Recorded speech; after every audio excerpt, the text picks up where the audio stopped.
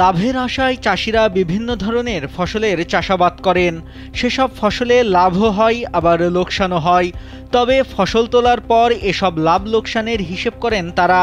তবে সব খরচ করে সবে ফসল বুনেছেন চাষি, আর এমন সময়ই তার সব স্বপ্ন শেষ, তা মানতেই পারেন না তারা। ফসলি মাঠের মাঝখানে বসে আছেন দুই চাষি, একজনের মাথায় হাত। বসে ভাবছেন কি দোষ ছিল সবে বোনা পেঁয়াজ চারার। রাতের আধারে কীটনাশক ছিটিয়ে দুই কৃষকের পেঁয়াজের বীজতলা নষ্ট করে দিয়েছে দুর্বৃত্তরা।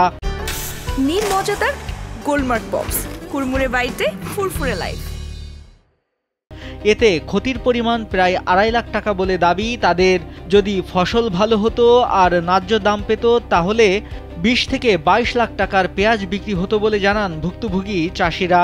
রাতের অন্ধকারে শেষ করে দিয়েছে, তাতে আমার এমন ভঙ্গ করছে, আমার আর পথে বসা দিয়েছে। 2.5 লাখ টাকা খরচ হয়েছে, তাতে আপনার 20-22 লাখ টাকা তো বিক্রি হইতো। যেভাবে কীটনাশক ব্যবহার করে বীজতলা নষ্ট করা হয়েছে, তাতে চারাগুলো পুনরুদ্ধারের আর কোনো সুযোগ নেই।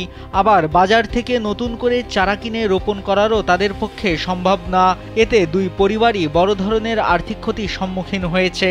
এই যে দানা নষ্ট হয়ে গেল, আমি কিভাবে ফসল করবো না? আমার 5-7 বই লাগাই, এখন তো সেই পরিবেশই নাই আমার।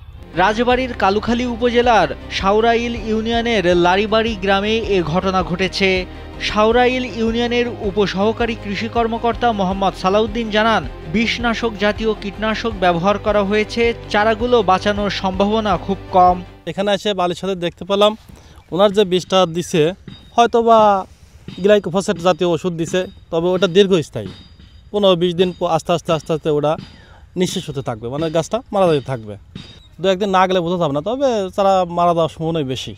ঘটনাটি সম্পর্কে অবগত হয়েছেন কালুখালী উপজেলা কৃষি কর্মকর্তা পূর্ণিমা হালদার। তিনি জানান, ভুক্তভোগী কৃষকদের কিভাবে সহায়তা করা যায় সে ব্যাপারে কাজ চলছে।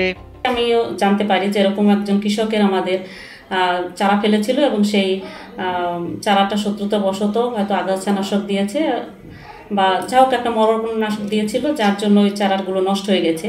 এইরকম ঘটনা গত বছরও আমি এটা ফেস করেছি। কারণ আমাদের কাছ থেকে যতটুকু করণীয় থাকে, যদি কোনো প্রণোদনার আওতায় তাকে নেওয়া যায় বা পরবর্তী মৌসুমে করা যাবে এরকম কোনো ফসলের আওতায় নেওয়া যায়, আমরা সেরকমভাবে উপসহকারী সার্বক্ষণিক মনিটরিং করে যে কি কোন ফসল সে করবে সেভাবে সহযোগিতা করার জন্য চেষ্টা করে থাকি।